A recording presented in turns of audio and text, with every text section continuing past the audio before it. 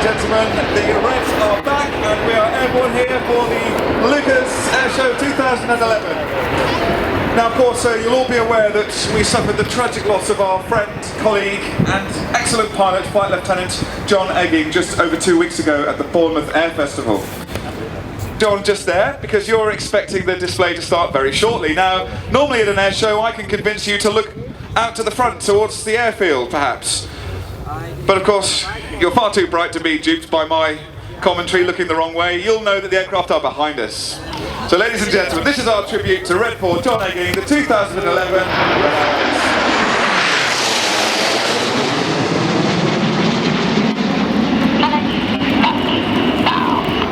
Well, those are the words of Red 1 Squadron Leader Ben Murphy, known to us on the team as Baz. Red 1 is the aircraft at the front, and Baz is in his second year as team leader this year, but it's his 5th consecutive year with the Reds.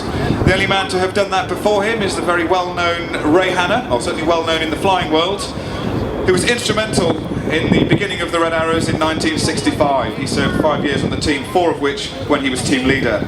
Baz has called the team now into what would normally be a Diamond 9 formation, and this is the first chance for you to see where Eggman would have been. The missing man there on the top of the formation would have been Red 4's position.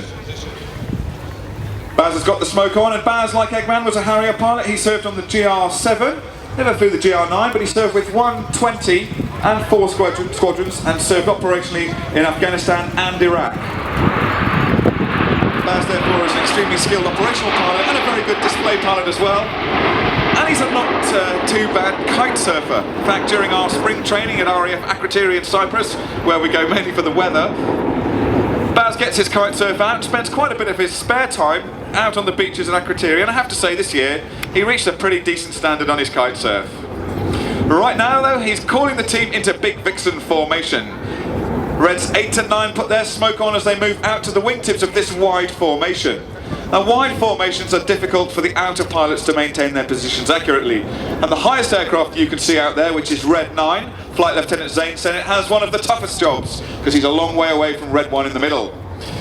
So what you're seeing now is the team turning in for the Big Vixen role, and Zane, Red 9, on the left wingtip of this formation will have no mean feat maintaining that position. So here we are as we watch them fly the Big Vixen role.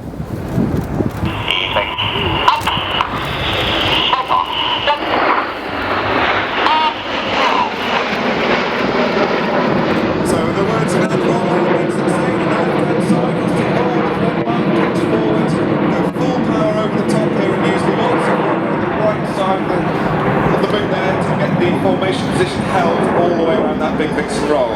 Now, given that he's only 6 to 8 feet apart from Red 5 inside him, it's a difficult job to maintain, but making a nice job of it there. Now, Zane is the man who normally puts the arrow through the famous Red Arrow's heart in the second half of the display.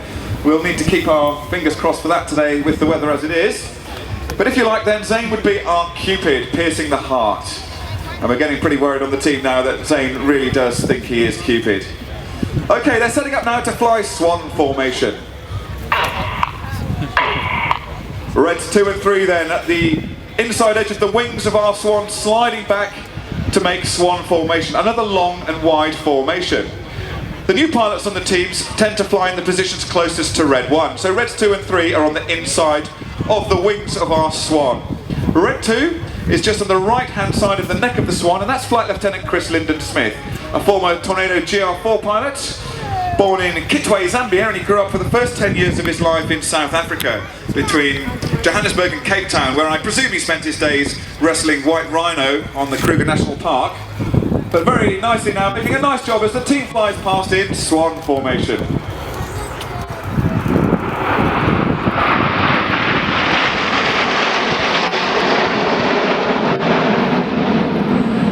Smiley's a former Tornado GR4 pilot, as I mentioned. He served on 13 Squadron and RAF Marum, another squadron recently disbanded, but he saw operational service over Iraq. He's also been a flying instructor at RAF Valley, serving on 208 Squadron, and he's moved forward to make the front right-hand wing of this formation, which is called Typhoon. Named, of course, after the Royal Air Force's newest fighter aircraft, the Eurofighter Typhoon, a formidable aircraft, as I'm sure you're aware, and of course there are plenty of them here to be found at RAF Leuchars. Well, I mentioned that Red 1 was a good kite surfer, well so is Red 2. Level 2 instructor, But most worryingly, he reckons he's better than Red One, which I reckon could be pretty dangerous for his career. So good luck with that, Smiley.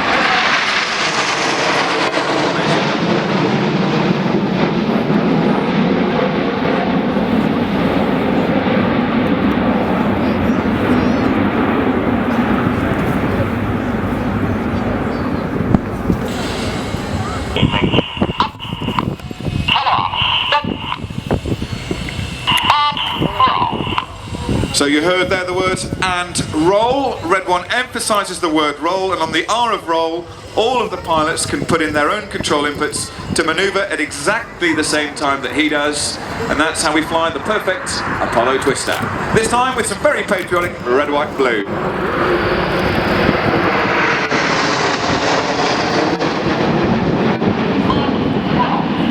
The words "and roll" signify the second half of this manoeuvre. If you look at the back left of our Apollo formation, the lowest aircraft that you can see now, you'll see Red 5. And Red 5 this year is Flight Lieutenant Kirsty Stewart, the first ever female Red Arrows pilot. Girls, we can give her a bit of a cheer. And Kirsty's in her second year with the team this year. She was inspired to be a pilot by her father, who was a Tornado GR1 navigator and who served operationally over Iraq in the Gulf War of 1991. Well, she really did follow in her father's footsteps, because she went on to fly the Tornado as well. For her, though, the Tornado GR4, she too served operationally over Iraq. Much more recently, though, of course, for her. She's also been a flying instructor at RAF Valley, and she's also a very keen sportswoman. She likes her outdoor pursuits, kayaking, rock climbing, and she also does a lot of mountain biking. We're really hoping that this summer she'll finally take the stabilisers off her bike. Okay. Aircraft are running in down the line from left to right now, and Red One's called the team into flanker formation, named of course after the formidable Russian fighter aircraft, the Su-27 Flanker.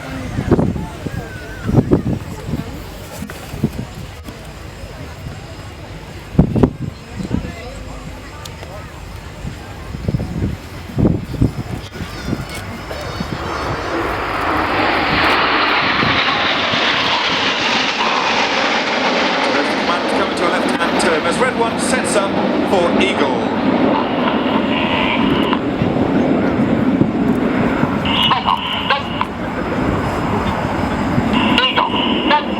So there's the call to go to Eagle. Now for me, this was always Eggman's manoeuvre. This is where he'd get the mention in the commentary. Well, I wonder if I do something slightly different today and ask you all to join me in silence as we pay our tribute to our lost friend, Flight Lieutenant John Egging, as you watch the Eagle Bend.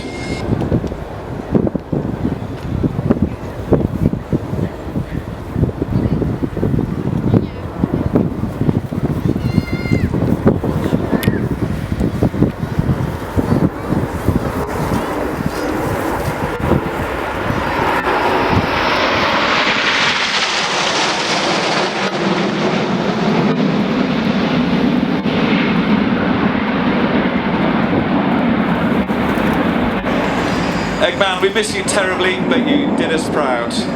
So that was the Eagle Bend, and the next manoeuvre you're going to see is a new one for us. Now I think the masters of this manoeuvre may well be the Patrouille de France, who you've seen put on an amazing display here already today. Well, the Red Arrows have certainly never flown this manoeuvre like this before. It's called the Whirlwind, and you'll see how it works in a moment. Now, as you can imagine, the Red Arrows are a very well photographed aerobatic display team. One of the great friends of the team is a well-known aviation photographer called E.J. van Koningsveld. He's a Dutchman. He's been flying with us and photographing us for 20 years, and I therefore think he's an absolute authority on what looks good for the Red Arrows. Well, he thinks the next manoeuvre, the Whirlwind, is great, and I tend to agree with him. You, though, here at Leuchars can be the judge of that yourself, as the pilots roll out down the line and set up for the Whirlwind. It's flown in diamond formation. The pilots are widening out now as they fly the Whirlwind. We'll have a listen to the radios.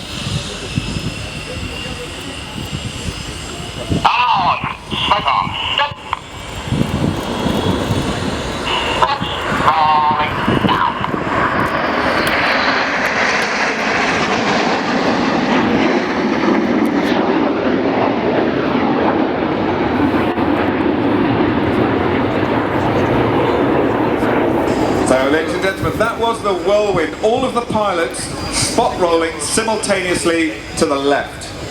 Now in that manoeuvre they all lose sight of each other for about a second and a half, and of course that requires complete trust between the 8 pilots. We build up that trust throughout our winter season, which takes 6 months, where we train 3 times a day, 5 days a week.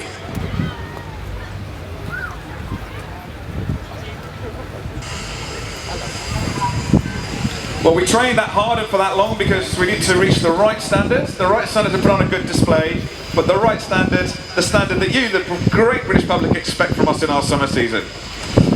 Okay, this is the final manoeuvre of the first half of the show. It's flown in diamond formation, our most famous formation shape. It's called the diamond chicane, and it gives me a chance to talk about Red 3, who sits just to the left of Red 1, so slightly below him as we look at them now. And Red 3 is Flight Lieutenant Sean Cunningham, sitting amongst the other 7 aircraft here at about 4G, 400 miles an hour in diamond.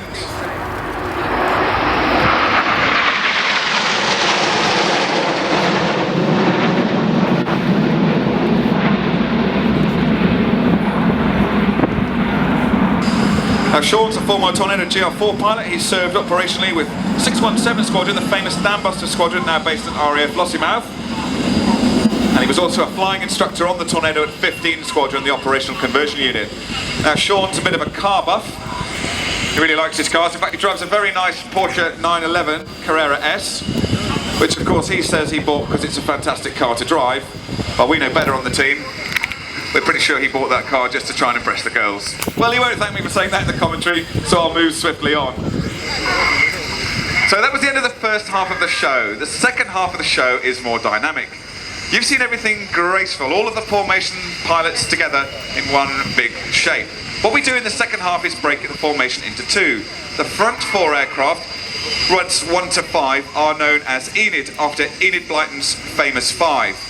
So mums and dads, you might need to tell the youngsters who Enid Blyton was and who the famous 5 were. And the back 4 aircraft, Red 6 to 9, are known as Jippo. Enid and Jippo swap with each other throughout the second half of the show, and we get it underway with the detonator.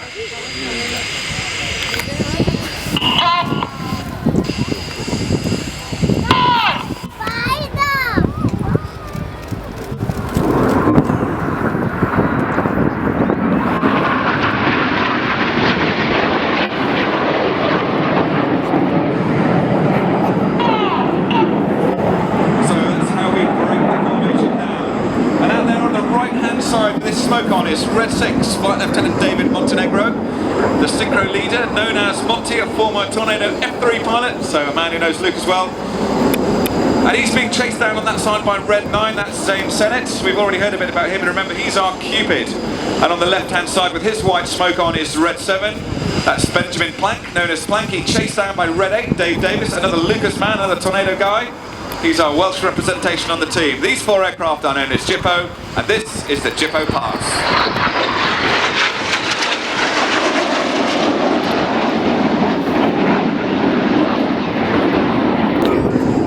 So in that manoeuvre, pilots are pulling about 6G round this bend. On the left is Monty. He's holding a predictable turn. He's about to call a turn reversal for the Cyclone. That's the turn call across right in front of us.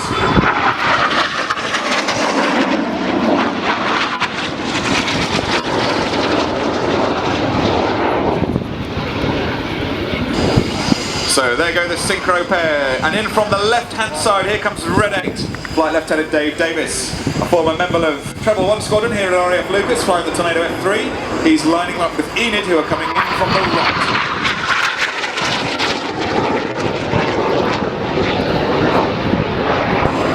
A 7G pull up here, and we go patriotic once again with the red, white and blue smoke.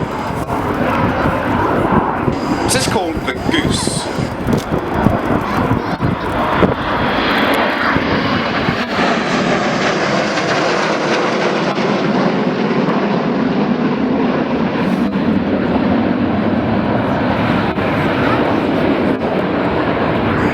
So on the left hand side there, Enid go into a steep climb. We call this manoeuvre the steep climb. Okay, maybe we should think of something better for that for next year, but as they push over the top there, a young man at an air show last year told me it looks a bit like a cobra's neck, so maybe we should call that the Cobra. So the red, white and blue smoke goes off. And in from the right and the left hand side, here comes the synchro pair. Monty, red 6 is on the right, Planky, red 7 is coming in from the left. This is the first of 3 opposition passes, 800 miles an hour closure. This is the carousel.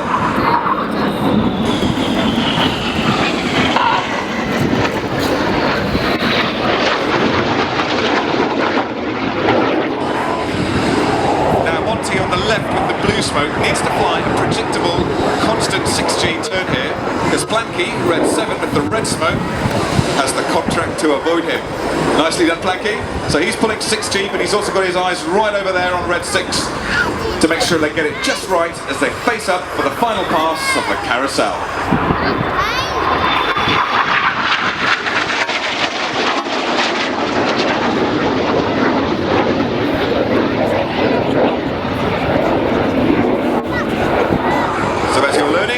Enid finished one manoeuvre, then Jippo finished theirs. They swap, and out to the front now you can see Enid running in towards us. Red 1 is pitching up with red smoke on to barrel roll around the wings of the formation. And when you see this head on, it looks like the mathematical symbol for infinity. So we call it the infinity break.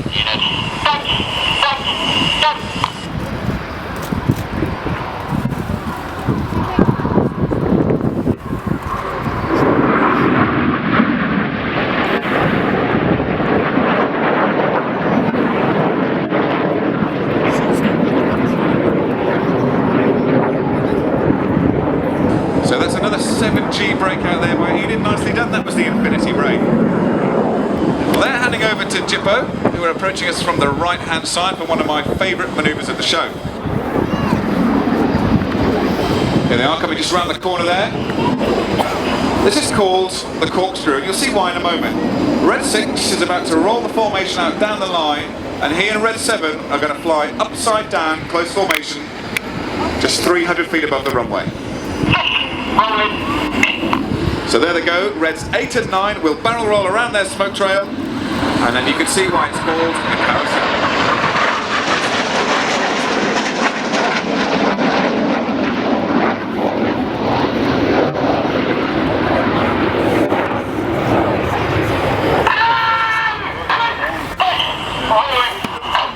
So that's a very enthusiastic voice of Red 9 calling complete with the corkscrew, not the carousel as I just said. You'd think I'd not fluff my lines after doing this job for 3 years. I'm clearly very fallible. So Jippo departs away on the left hand side. They're handing over to Enid, who approach us from the front right. They're in that bluer sky over there, stepping down now into line astern for a manoeuvre called the slalom. So from top to bottom, they're reds 1, 2, 3 and 5, which puts Kirsty at the bottom. She's trying to see red 1 looking through 2 other aircraft. And not an easy manoeuvre to fly.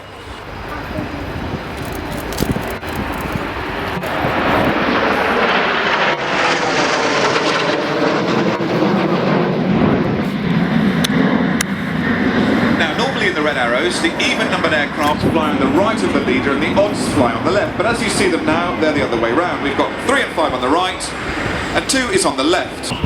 Synchro spot roll, as I said, the amazing Jippo break.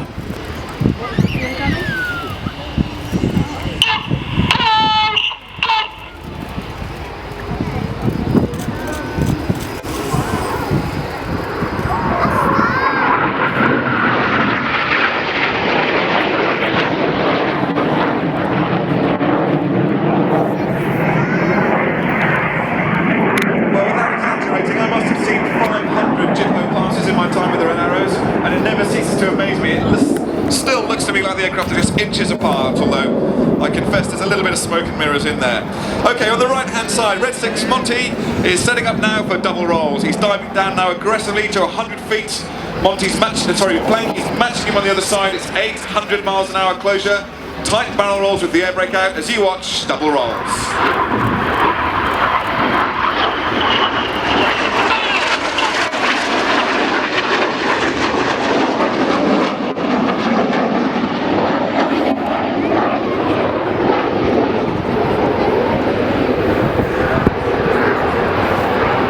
Well, the air brakes are out in that manoeuvre. Well, it does 2 things. The pilots obviously have to fly with more power on when they've got the brakes out, which gives a better smoke trail. And it also changes the shape of those barrel rolls and makes them tight and performed. And they're flown between about 100 and 300 feet above the runway. Okay, Enid slingshot to the... Sorry, Synchro shot the way to the front, and in from the left-hand side, here comes Enid. These are rollbacks, 2 and 3, rolling round to a red 5, who shuffles up to fill the gap. Extremely difficult manoeuvre to practice and to fly this.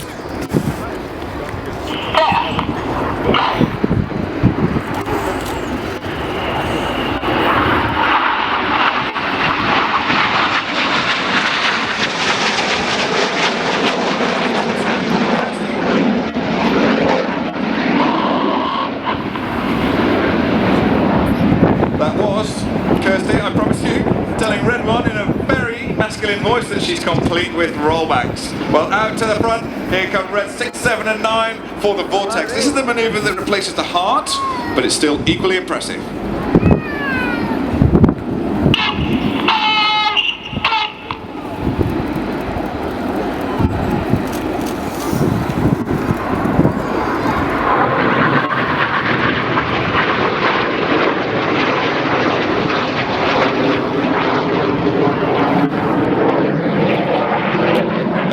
Manoeuvre the Vortex.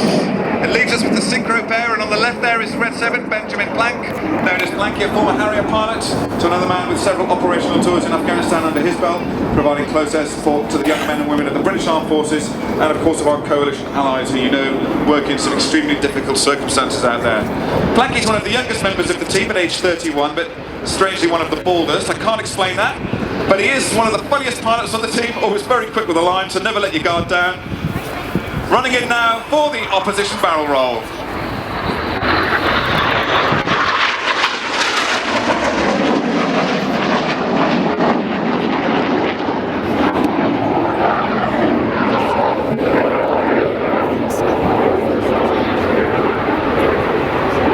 So ladies and gentlemen, that's the synchro pairs farewell. If you liked what they were doing, give them a cheer and a round of applause, but don't take your eyes away from the front, because out there, the main formation running back in towards us with the smoke on now.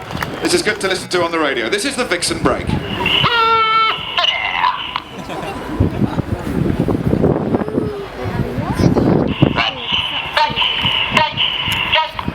Ladies and gentlemen, the very British Red Arrows.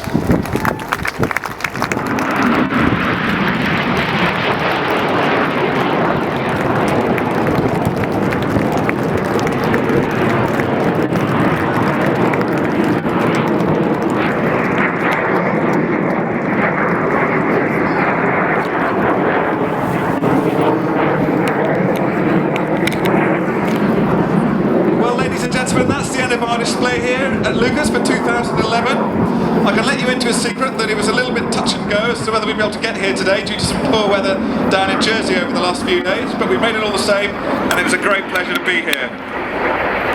You won't see a display lineup quite like you do here at Leuchars. It's been very important for us to get back into the display flying after the accident 2 weeks ago. Most importantly for us, it's our way to honour our missing friend Eggman. But of course you, the British public, expect it of us, and of course it's very much in British military ethos that once you've taken a knock, you get back on your feet and you continue what you set out to do. So that's why it's so important for us to be here. We're always very enthusiastic about display flying, and as I said, it's our way to pay tribute to Eggman. Well, the pilots are now reforming formation out in front of us. They'll very shortly be flying a run and a break to land here at Leuchars again and parking up in front of the Royal Naval Sea King, or the Peppermint Palace, which is where I'm stood at the moment, where the Patrouille de France have just left. It's a chance for me also to make a public thank you to the Patrouille de France, who very graciously provided a wonderful fly past in Diamond 9 at Eggman's funeral on the 3rd of September, and they really paid great tribute to us, so we thank them warm-heartedly for that. You've certainly heard enough from me today. Thank you very much for staying out in this slightly hard-going weather to watch the display this afternoon. It's a great pleasure to be here in Scotland. It's a great pleasure to be at RAF Leuchars. It's a great pleasure to display. So from the 2011 Red Arrows, I leave you in the capable hands of Red One, and I wish you a warm farewell and a great afternoon.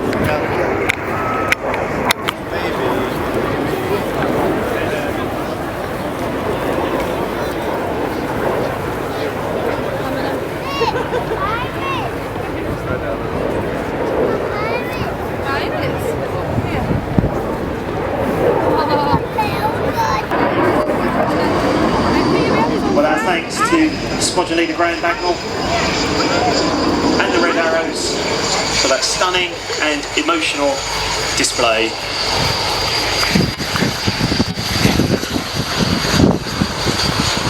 Again, we have a very busy airfield as the Reds complete their rollout. They will pass in front of one Hawk and 10 Alpha jets, the Patrouille de France.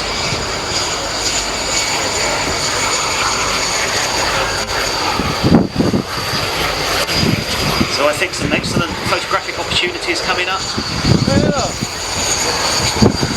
Real mix of aircraft on the ground.